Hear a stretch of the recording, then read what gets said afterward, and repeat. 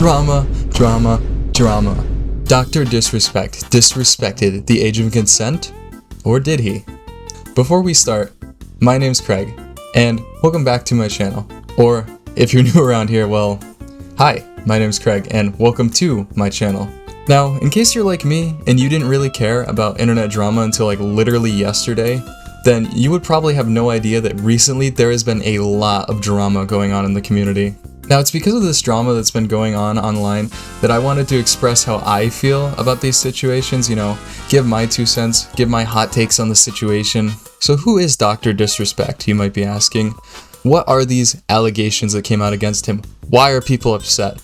What's my hot take on this whole situation? Well, recently, the doc had some allegations come out against him. Now, these allegations came from a Twitch employee named Cody Connors, and to directly quote the guy, he got banned because he got caught sexting a minor in the then existing Twitch whispers. Now, normally I wouldn't be sure what to think about this situation because a lot of the consensus seemed to be that there's probably more context that's missing or something's fake. However, in an unusual move, the doc actually responded to this situation on Twitter, or X, whatever you want to call it now. And in that tweet, the doc says, "Were there Twitch whisper messages with an individual minor back in 2017? The answer is yes.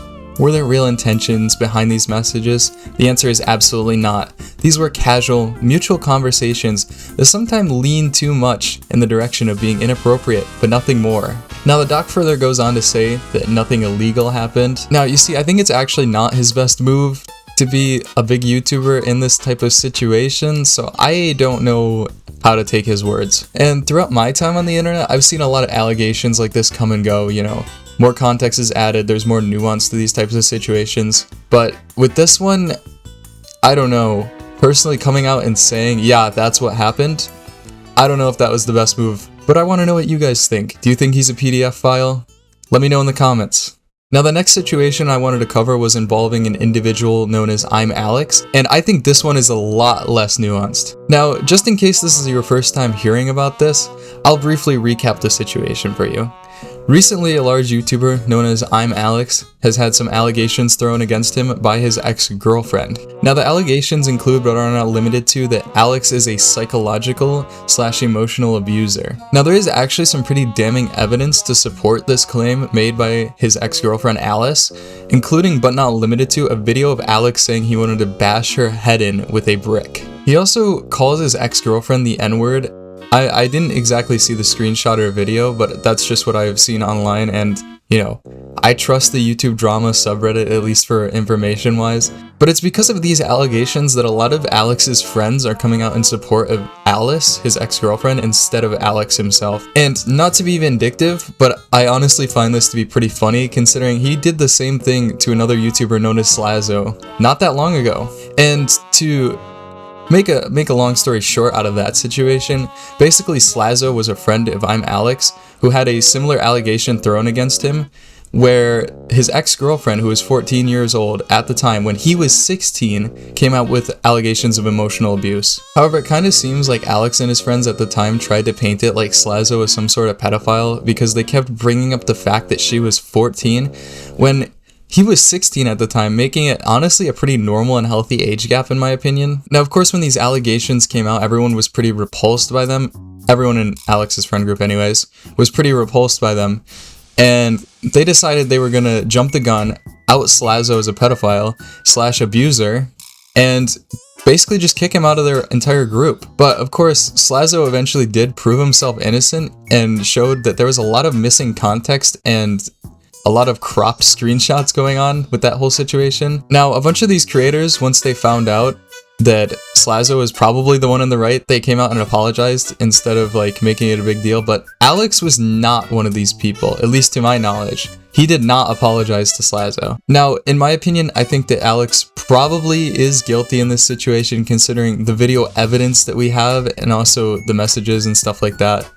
But let me know what you guys think. I want to know. I'm very curious about this situation. Like I said, I think personally, he's probably in the wrong. And finally, we have, in my opinion, what is a much easier situation to unpack and to deal with. That being that a huge League of Legends streamer, Dantes, recently broke up with his girlfriend, Laura. Now, a lot of the sentiment I see online about this situation is that Dantes is completely in the wrong and he's gone off the deep end and is acting unhinged lately. However, I think that I disagree pretty heavily with this sentiment, considering Dantes is the one that ended things with Laura because he felt that his career was more important. Now, you might think that that's a pretty dumb reason to break up with someone. However, if you genuinely think your career is more important than a partner and you believe you can't give them your 150% right now, you probably do need to end things and focus on what's making you happy rather than something that you can't emotionally deal with right now. And sadly, a lot of what I see online is just relationship drama, especially on Laura's Twitter. It seems like she's just kind of bringing up drama and stuff that probably should have been private. And now I know Dantes isn't exactly innocent in this matter either, but I really feel like a lot of this should have been kept private instead of being outed to the public like this. Now, the reason I think people are so upset about this is because they have some sort of parasocial attachment with Dantes and Laura's relationship where they believe that them not being together is one of the worst things that could happen. These people feel personally attacked by this situation. But sadly, drama like this will happen when you're in the public eye. I mean, their entire relationship for the most part was on the internet out there somewhere. And all you see on the internet is people being happy. People only show you what they want you to see. You don't see that nuance that goes on behind the screen. So again, I think it's a very sad situation, but at the end of the day, they both got to do what makes them happy. And if Dantes wasn't happy in that relationship anymore, it's better to end it and leave it on a high note than to make Laura feel worse about herself. But once again, let me know what you think about all of these situations in the comments. Like I said, those were my opinions. That was my 2 cents. Now, my name's Craig. Wait, that's the wrong way. My name's Craig, your name's audience. And if you enjoyed this video, please give it a like, please subscribe, turn on notifications, all of the above. And also, if you really like me, I stream live on Twitch. If you're watching this on a Monday, Wednesday, or Friday, I'm probably live right now. So you might as well go click the link in my bio, join the party, have some fun. We have all kinds of games we play on Twitch. We do all kinds of things on Twitch. But yeah, thanks for watching.